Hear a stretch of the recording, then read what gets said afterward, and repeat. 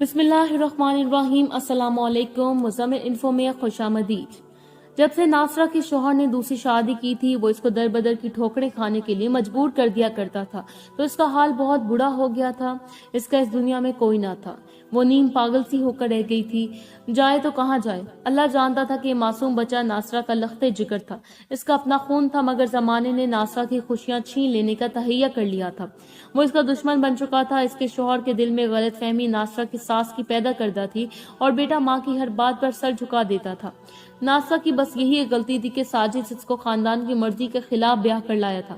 ناصرہ اس کو اچھی لگی تھی، اور وہ اس پسندیدگی نے اتنی شدت اختیار کر لی کہ ساجد نے سگی خالہ کی بیٹی سے منگنی توڑ ڈالی اور ناصرہ کو بیاہ کر گھر لے آیا۔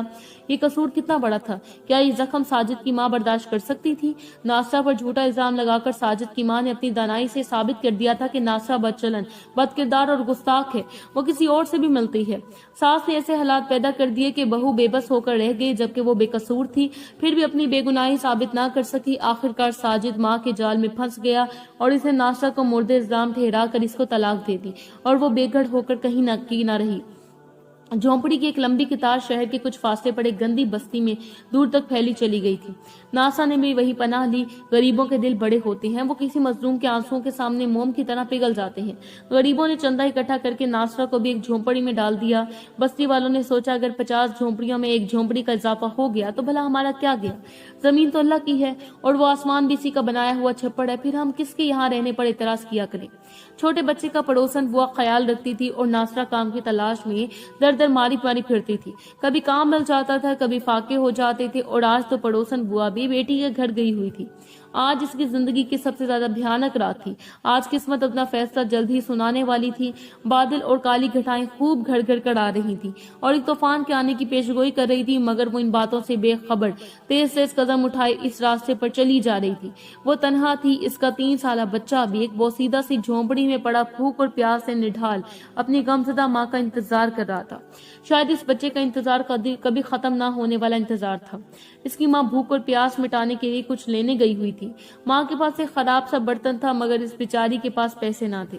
تقدیر کے مارے ہوئے میں یہ تھی جو پیسہ نہ ہونے کی وجہ سے ذلیل اور خوار ہو جاتی تھی، اور جب وہ مجبور ہو کر کسی کے سامنے ہاتھ پھیلانے کی کوشش کرتے تھے تو دنیا والے ان کے ہاتھوں کو نفرت سے جھٹک دیتے تھے۔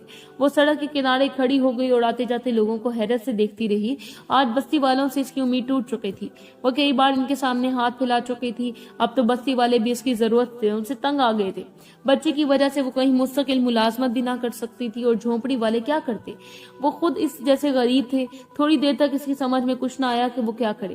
اچانک اس نے یہ محسوس کر لیا کہ ایک شخص بہت دیر سے اس کے قریب کھڑا ہے۔ وہ اس کی جانب مڑی اور بولی، جلدی سے چند روپے دے دو، مجھے اپنے بچے کے لیے دودھ لینا ہے، وہ صبح سے بھوکا ہے، بھوک سے مر جائے گا۔ آج مجھے مزدوری نہیں ملی اور نہ ہی بھیک۔ مرد نے خود عورت کو دیکھا۔ اس کو عورت کے بگڑے ہوئے نکوچ سے کوئی دلچسپی نہ تھی۔ غربت نے اس کے منہ پر اتنے تماچے مارے تھے کہ اس کی صورت مسخ لگتی تھی۔ اس کو دلچسپی تھی تو اس کے بچے سے جس کا یہ عورت ذکر کر رہی تھی۔ وہ سنگ دلی سے بولا، تم جھوٹ بولتی ہو، سب عورتیں ایسے کہہ کر بھیک مانگتی ہیں، حالانکہ ان کے بچے نہیں ہوتے۔ مجھے بتاؤ تو بھلا کہاں ہے تمہارا بچہ؟ ناصرہ نے جواب دیا کہ وہ دیکھو سامنے اس میدان میں جھونپڑیاں ہیں، وہاں اس میں ذرا سی ایک جو اکیلی جھونپڑی ہے، وہاں میرا بچہ ہے۔ وہ اکیلا پڑا رو رہا ہے۔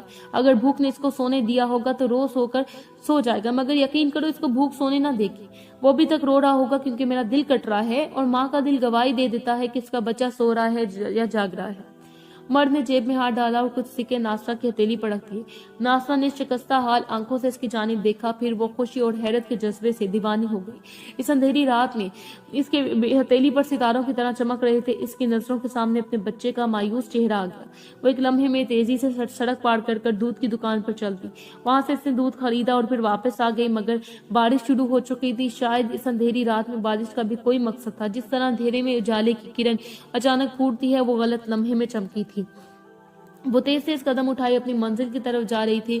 اس نے تھوڑی دیر کے بعد ہی دور سے اپنی بوسیدہ جھونپڑی کو دیکھ لیا۔ بارش میں تیزی سے چلتی جا رہی تھی، اور وہ جلد از جلد اپنے بچے کو سینے سے لگانے کو بے چین تھی۔ جیسے وہ اپنی جھونپڑی کی دہلیز تک پہنچی، اس کا پاؤں اس زور سے پھسلا کہ وہ سنبھل نہ سکی۔ وہ منہ کے بل زمین پر گر پڑی۔ چند لمحوں تک وہ ساکت رہی، پھر اٹھی تو برتن خالی تھا، سارا دودھ گر چکا تھا، اور اندر بچہ بھی شاید ماں کے انتظار میں بلک بلک کر سو چکا تھا، کیونکہ اب اس کے رونے کی آواز نہیں آ رہی تھی۔